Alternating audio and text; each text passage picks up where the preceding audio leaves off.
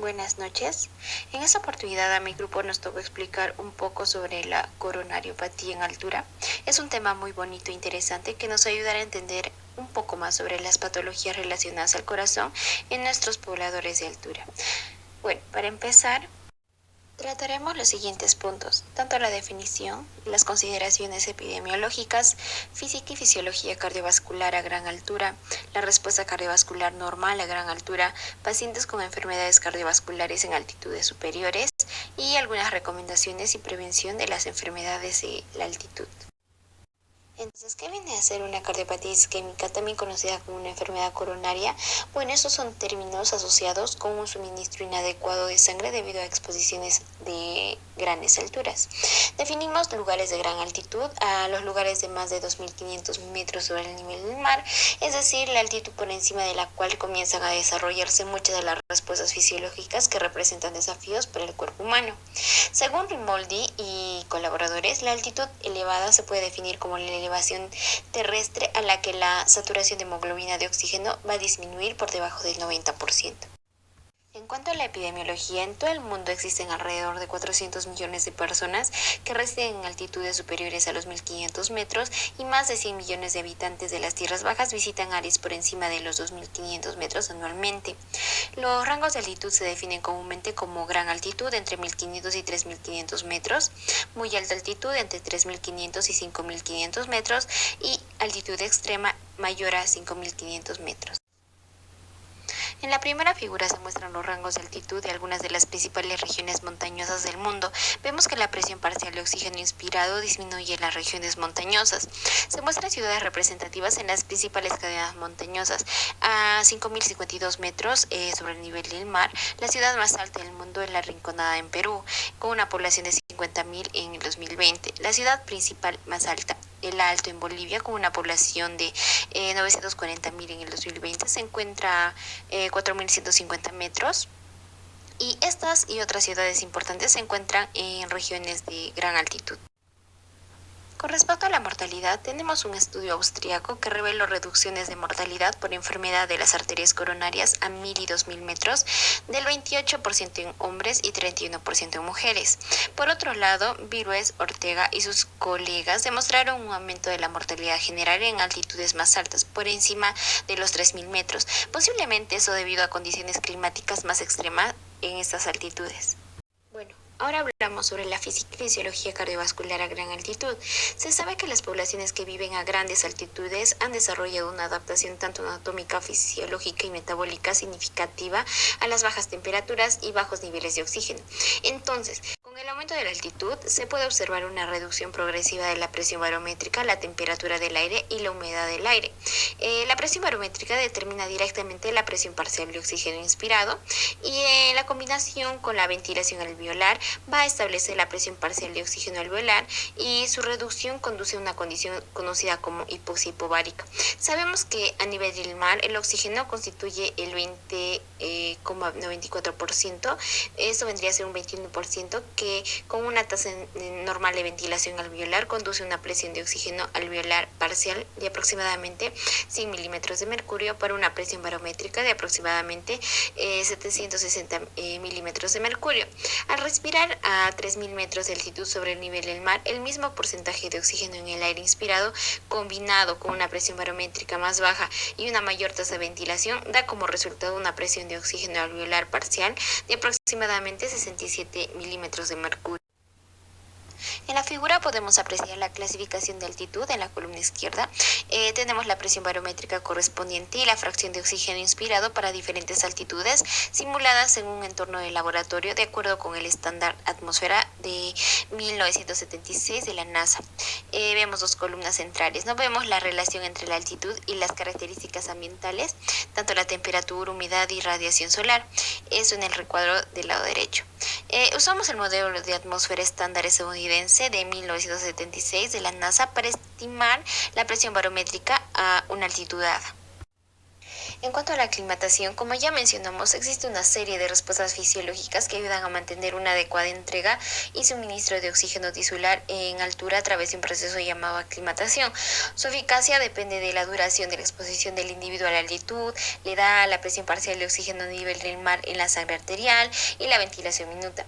Bueno, estos procesos cruciales incluyen el aumento de la ventilación, el gasto cardíaco, la masa de glóbulos rojos y la capacidad de transporte de oxígeno en sangre y otras modificaciones metabólicas a nivel microvascular y celular.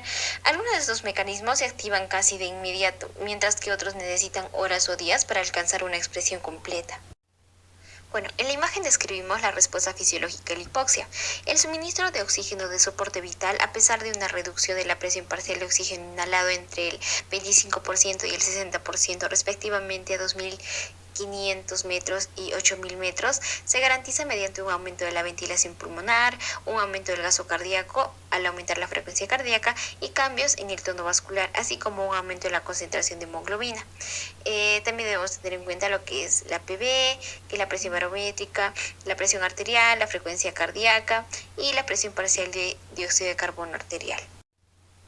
En cuanto a la presión arterial sistémica y frecuencia cardíaca, en este punto vemos que la exposición aguda a la hipoxia produce vasodilatación sistémica que puede ser dependiente e independiente del endotelio, que inicialmente puede inducir algún grado de reducción de la presión arterial. Sin embargo, después de unas horas, eso se contrarresta por un aumento generalizado dependiente de la altitud de la vasoconstricción mediada por el sistema simpático. Como resultado, poco después de la llegada a la altura se produce un aumento significativo y persistente de la presión arterial. Eso es proporcional a la altitud alcanzada y más evidente por la noche. Eso conduce a un grado reducido de caída fisiológica de la presión arterial durante el sueño, que persiste al menos durante los primeros 7 días de exposición a la altitud. Eso va acompañado de un aumento de la frecuencia cardíaca tanto en reposo como durante el ejercicio, aunque la frecuencia cardíaca máxima alcanzada durante el ejercicio en altura es menor en comparación con el nivel del mar.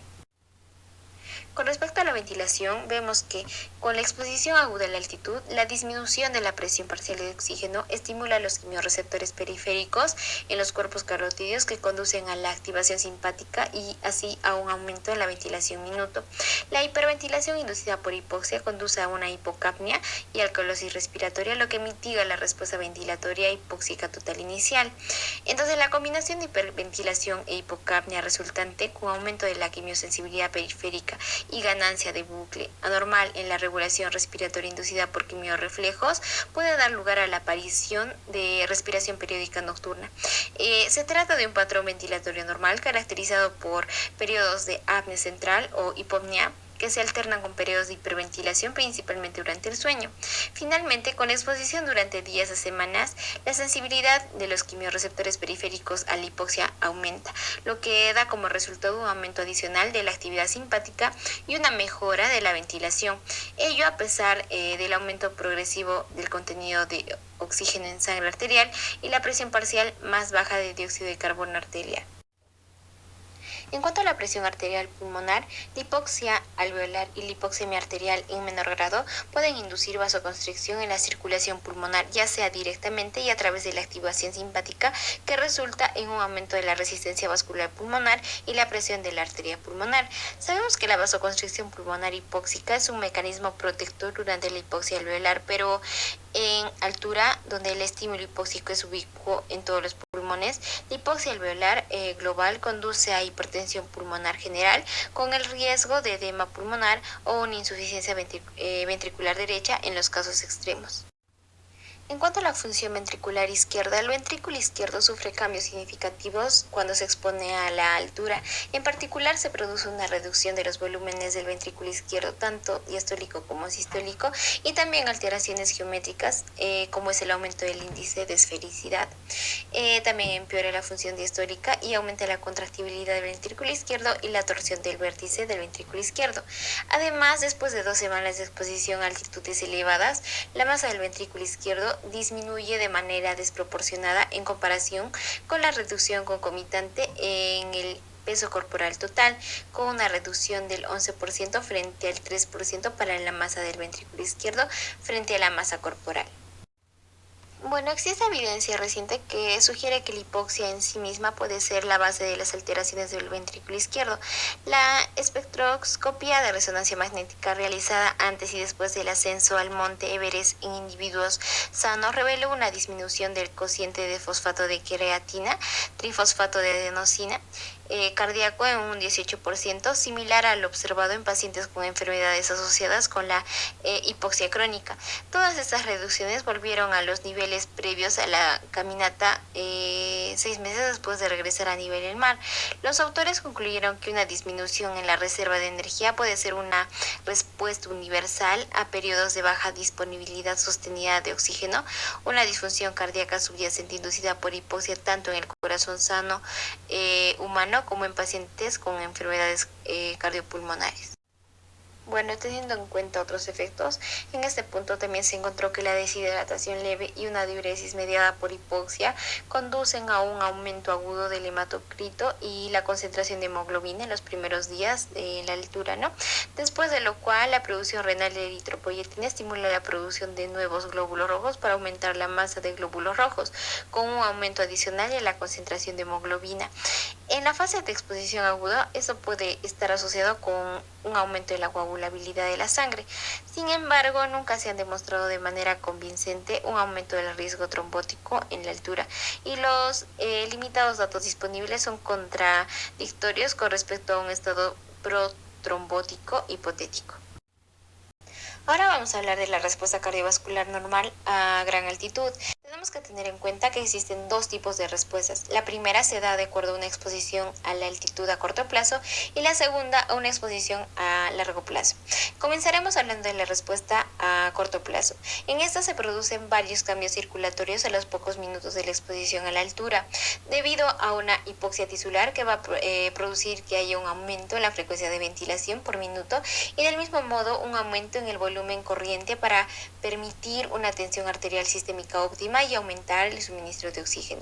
También va a haber una vasoconstricción pulmonar hipóxica, lo que nos llevará a que se produzca una hiperventilación que va a conducir a que haya una disminución de dióxido de carbono y eso va a provocar una alcalosis respiratoria que llevará a un desplazamiento de la curva de disociación oxígeno-hemoglobina hacia la izquierda. También habrá un aumento de la frecuencia cardíaca con el afán de mantener el mismo suministro de oxígeno a los tejidos.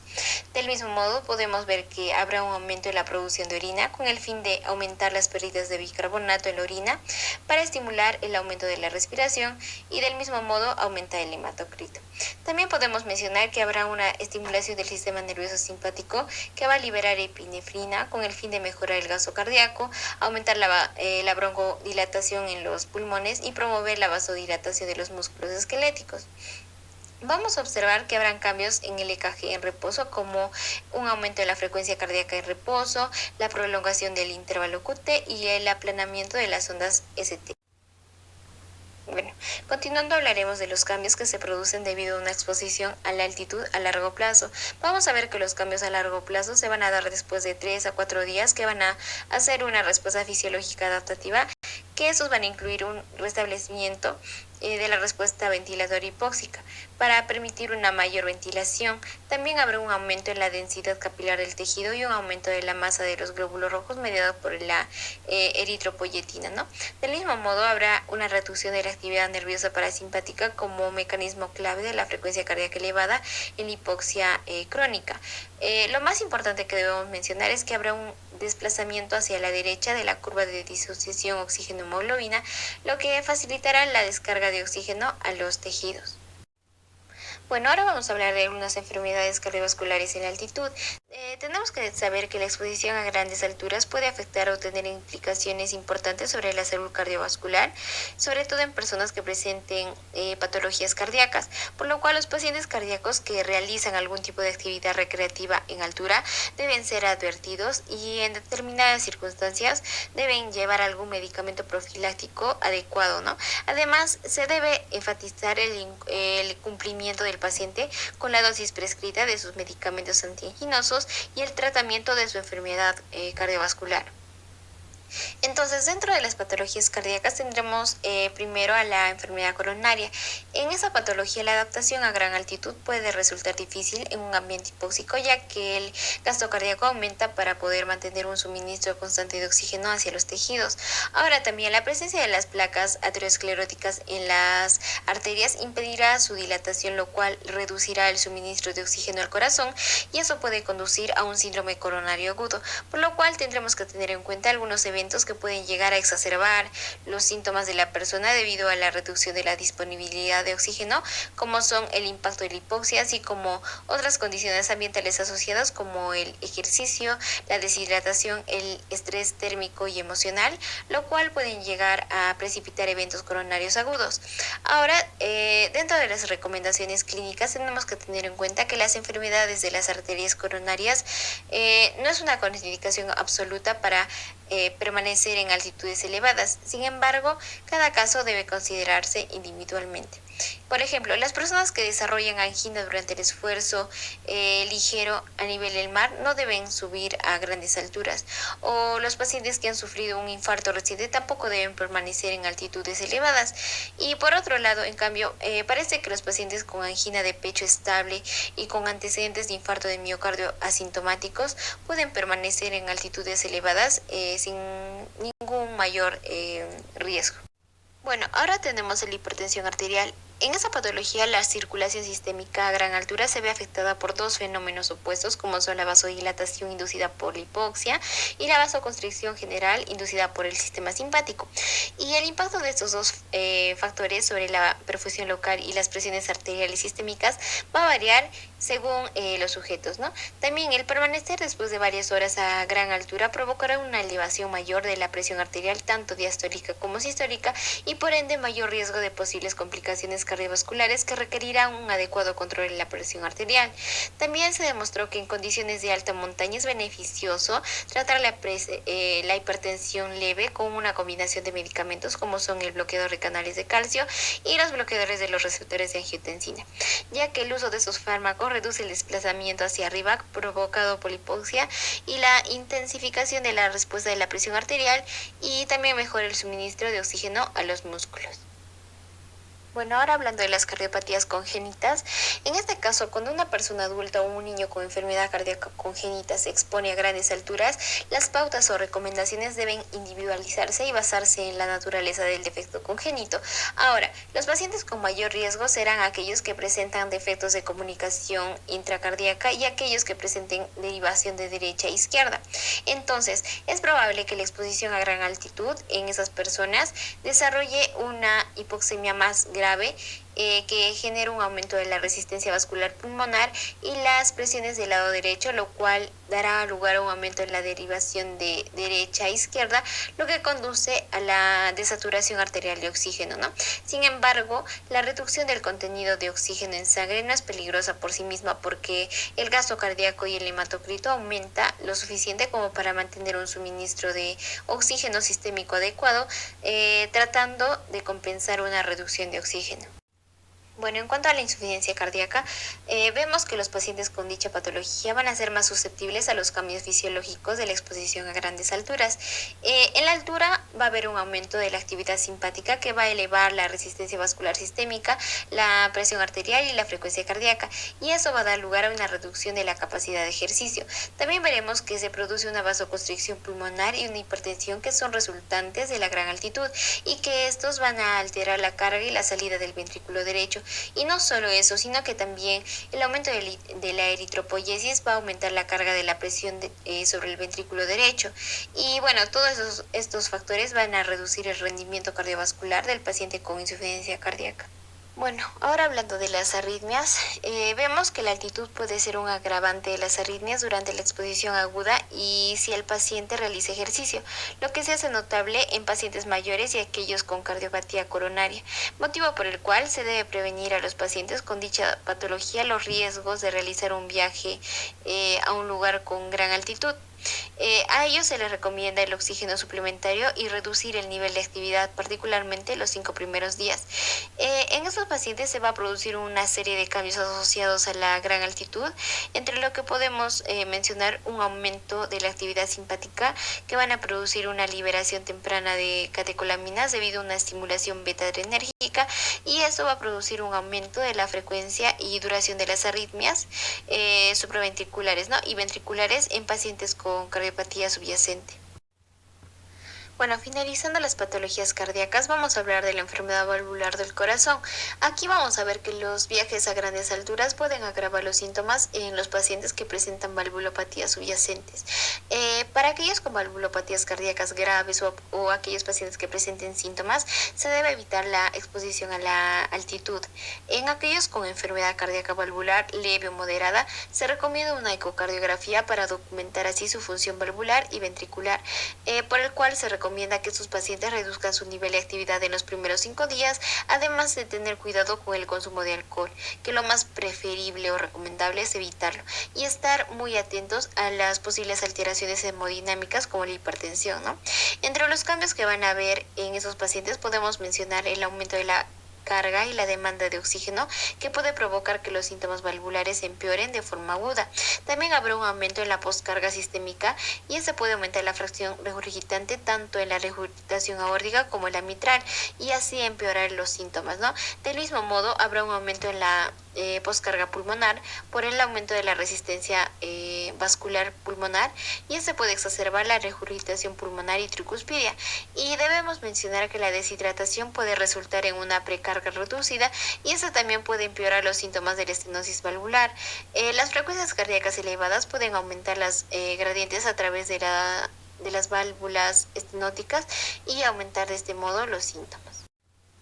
En cuanto a la prevención de las enfermedades de la altitud, para tener una estrategia preventiva óptima debemos tener en cuenta los siguientes factores, ¿no?, los cuales son una susceptibilidad del paciente, tanto los antecedentes de mal de altura anterior, una elevación de la resistencia habitual de la persona, una exposición reciente a la altitud, un perfil de ascenso previsto, es decir, un ascenso rápido o gradual, un historial médico, medicamentos y alergias, y el propósito del ascenso. En la prevención también hablaremos de algunos métodos de comportamiento, ¿no?, así como también de la profilaxis farmacológica y de algunos otros métodos de prevención, en donde consideraremos medicamentos, suplementos e incluso algunas plantas. En cuanto a los métodos de comportamiento, vamos a considerar el ascenso gradual, la preaclimatación, la educación, el uso de alcohol y drogas, dieta e hidratación, y el esfuerzo. Bueno, en cuanto a los métodos de comportamiento, el ascenso gradual o por etapas es el método más seguro para prevenir la enfermedad. La altitud más alta con regreso a una altitud más baja para dormir pueden acelerar la aclimatación y ayudar a prevenir la enfermedad de altura. Si se dispone de tiempo, el ascenso por etapas es otro enfoque de aclimatación que reduce el riesgo de desarrollar enfermedades de altura. Continuando con la preaclimatación, que implica la preexposición a altitudes más altas con hipoxia hipovárica o entornos que simulan grandes altitudes como hipoxia normovárica, es una estrategia eficaz para prevenir la enfermedad de altura. Sin embargo, la evidencia es limitada sobre si las exposiciones breves a grandes alturas son efectivas, y la estrategia óptima para la preaclimatación sigue sin estar probada. Bueno, como regla general, la altitud de los ascensos previos a la exposición real o simulada debe alcanzar aproximadamente 2.000 metros o más cerca de la altitud máxima, e implicar una exposición más prolongada, por ejemplo mayor a 8 horas diarias durante más de 7 días, para obtener buenos beneficios, ¿no? Un enfoque alternativo a la preaclimatación implica el uso de hipoxia normovárica para simular la hipoxia relativa de las grandes altitudes. Estos programas a veces se denomina como la exposición hipóxica normovárica intermitente, y estos programas utilizan dispositivos que incluyen, por ejemplo, máscaras faciales o carpas o cámaras selladas que permiten a los usuarios disminuir el porcentaje de oxígeno inhalado de 21%, que es a nivel del mar, a menos del 16% durante el sueño o mientras hacen ejercicios durante intervalos variables de tiempo y duración. cuanto a la educación, las personas con antecedentes de enfermedad de altura o enfermedad cardiopulmonar importante deben recibir asesoramientos sobre su mayor riesgo y se les debe proporcionar un plan o perfil de ascenso conservador. Se debe educar a los pacientes sobre los primeros síntomas y los signos de la enfermedad de altura y la necesidad de una intervención rápida para salvar su vida, ¿no? Se debe discutir un plan de acción en caso de que no sea posible el descenso inmediato y se debe informar a las personas que el proceso de aclimatación se ve obstaculizado por el uso de presos respiratorios, por ejemplo sedantes o el alcohol, o por el esfuerzo excesivo durante los primeros días a gran altura. Bueno, en cuanto al uso de alcohol y drogas, se debe evitar los sedantes hipnóticos y la ingesta moderada a fuerte de alcohol durante el proceso de aclimatación, particularmente durante las 2 primeras noches en una nueva altura. Ambos tipos de agentes deprimen la función respiratoria e interfieren con los patrones normales de sueño y las respuestas fisiológicas a la altitud, que son necesariamente importantes para la aclimatación. Bueno, en cuanto a la dieta e hidratación, se han proporcionado varias dietas, incluidas las de altas en carbohidratos, para reducir la incidencia de mal de altura, pero los datos no son concluyentes. De manera similar, no se ha demostrado que una hidratación vigorosa, más allá de la cantidad necesaria para mantener una hidratación adecuada, reduzca la incidencia de mal de altura. Bueno, en cuanto al esfuerzo, si una persona se ejercita con normalidad a altitudes a nivel del mar, será más probable que pueda manejar adecuadamente los factores de estrés adicionales experimentados en altitudes más altas. Y bueno, el ejercicio modesto puede ayudar mucho a lo que es la aclimatación. Bueno, en cuanto a la profilaxis farmacológica, los médicos deben reservar medicamentos profilácticos para las personas con antecedentes de intolerancia a la altitud y para aquellas personas que deben realizar un ascenso rápido planificado a grandes altitudes.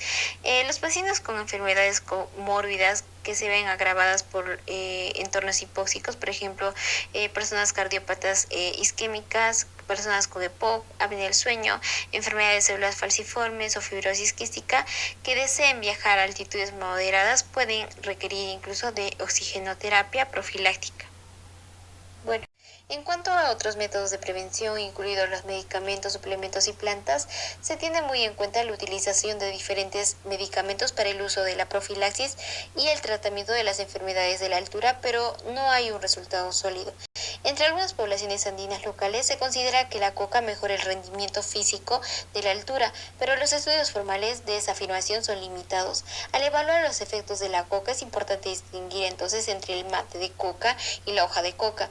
El té de coca generalmente contiene solo una pequeña cantidad de alcaloides de cocaína y es poco probable que tenga algún impacto en la prevención de la enfermedad de altura, aunque puede mejorar ligeramente la tolerancia al ejercicio y proporcionar algo de hidratación, dependiendo de la cantidad que se consuma. El efecto de masticar hojas de coca en la prevención o el tratamiento de la enfermedad de altura no ha sido bien estudiado, pero no hay evidencia convincente de beneficio, mientras que los daños de la coca están bien descritos. Y bueno, no se recomienda masticar coca, ¿no? Bueno, en cuanto a las recomendaciones, se debe tener en cuenta la capacidad funcional basal del paciente, la altitud esperada que se encontrará y el nivel de actividad anticipado y la duración, ¿no? En cuanto a la prueba de esfuerzo, eso se realiza sobre todo para evaluar la enfermedad cardíaca antes de exponerse a una mayor altitud. Y en cuanto a los excursionistas potenciales, esos tienen que tener un entrenamiento y un acondicionamiento antes de ingresar a este entorno extremo.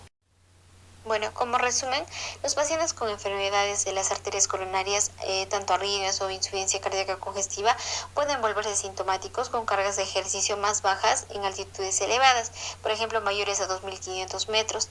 Bueno, también los pacientes con hipertensión mal controlada no deben viajar a grandes altitudes. La mayoría de los pacientes con cardiopatías bien compensadas pueden viajar sin dificultad, pero se les recomienda tomarse la presión arterial durante el viaje y ajustar los medicamentos según sea necesario. El ascenso a grandes alturas sin aclimatación puede poner en riesgo a los pacientes con enfermedades cardíacas y bueno, eso especialmente en los pacientes que tienen una función cardiopulmonar marginal a nivel del mar o aquellos con síndromes coronarios agudos inestables, activos o recientes. Se debe indicar a los pacientes con afecciones cardiopulmonares inestables recientes que se abstengan de cualquier exposición a la altitud. Por el contrario, los pacientes estables que se ejercitan a nivel del mar sin síntomas generalmente pueden ejercitarse en altitud siempre que estén atentos al control de su frecuencia cardíaca y presión arterial y planeen disminuir la intensidad total y la duración de su ejercicio en altura, ¿no? Gracias.